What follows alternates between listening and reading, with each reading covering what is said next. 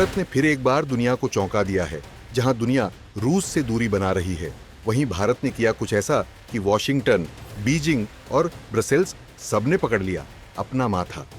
जी हां, भारत ने मई 2025 में रूसी थर्मल कोयले का आयात 2 साल की सबसे ऊंची चोटी पर पहुंचा दिया, वो भी पूरे 1.3 मिलियन टन। और ये बस शुरुआत है। तो क्या है भारत का नया कोयला कूटनीति प्लान? क्यों इंडोनेशिया को छोड़ रूस की तरफ दौड़ा भारत? क्या ये अमेरिका और पश्चिम को खुली चुनौती है? चलिए विस्तार से समझते हैं भारत रूस के कोयले वाले खेल की पूरी खबर। भारत, जो पहले इंडोनेशिया से सबसे ज्यादा थर्मल कोल खरीदता था, अब कर रहा है तेज शिफ्ट रूस की ओर।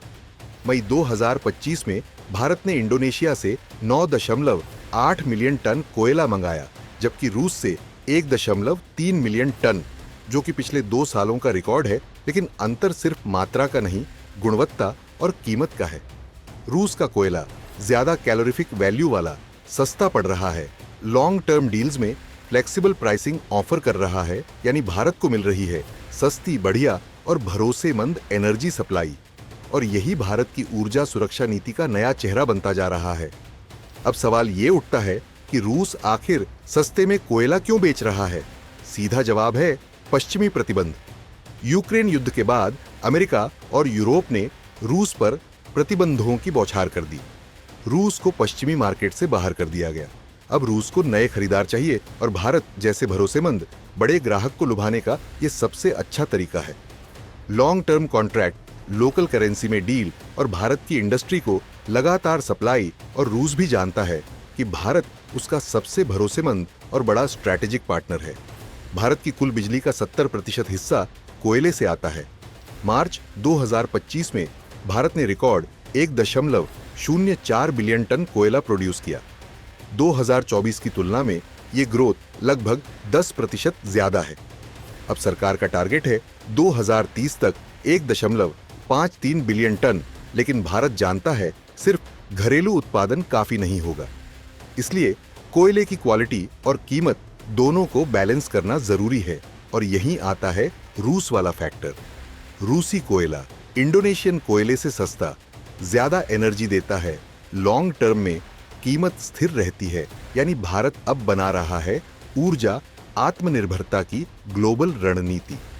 अब आपको बताते हैं एक दिलचस्प फैक्टर मौसम का। रूस के विशेषज्ञों के मुताबिक भारत में इस बार मॉनसून जल्दी आया है।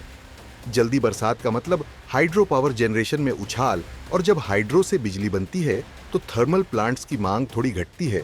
लेकिन भारत ये समझता है कि मॉनसून स्थायी नहीं होता। कोल बफर स्टॉक बनाए रखना जरूरी है। इसलिए भारत कर रहा है स्मार्ट मूव, यानी जब मांग कम है तब सस्ता और बढ़िया कोयला स्टोर करो, और जब जरूरत बढ़ेगी तब इस्तेमाल करो, और कीमतें जब बढ़ेंगी तब नहीं खरीदना पड़ेगा।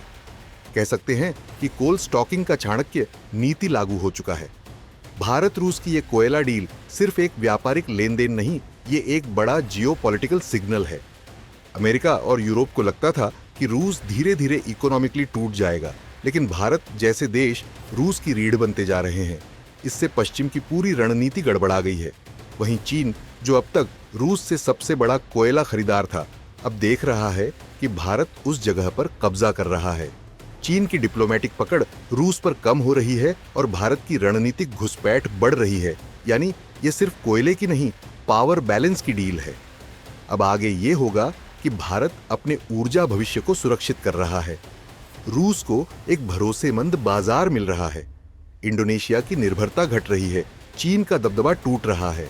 अमेरिका परेशान है क्योंकि रूस का आर्थिक बहिष्कार फेल हो रहा है। अगर यही ट्रेंड जारी रहा तो अगले 2 सालों में रूस भारत का दूसरा सबसे बड़ा कोल सप्लायर बन सकता है, और भारत सिर्फ खरीदार नहीं, एक गेम चेंजर बनकर उभरेगा। खैर, ये था भारत और रूस की कोयला कूटनीति का असली चेहरा। जहां दुनिया रूस से दूरी बना रही है, भारत ने ऊर्जा सुरक्षा और रणनीतिक स्वतंत्रता की ओर हाथ बढ़ाया है। इसका असर सिर्फ बिजली पर नहीं, बल्कि पूरी दुनिया की पावर पॉलिटिक्स पर पड़ेगा। तो अगली बार जब किसी न्यूज में रूस भारत व्यापार का जिक्र आए, याद रखिए कि ये सिर्फ कोयला नहीं, गेम ऑन ऑफ थ्रोन्स का हिस्सा है।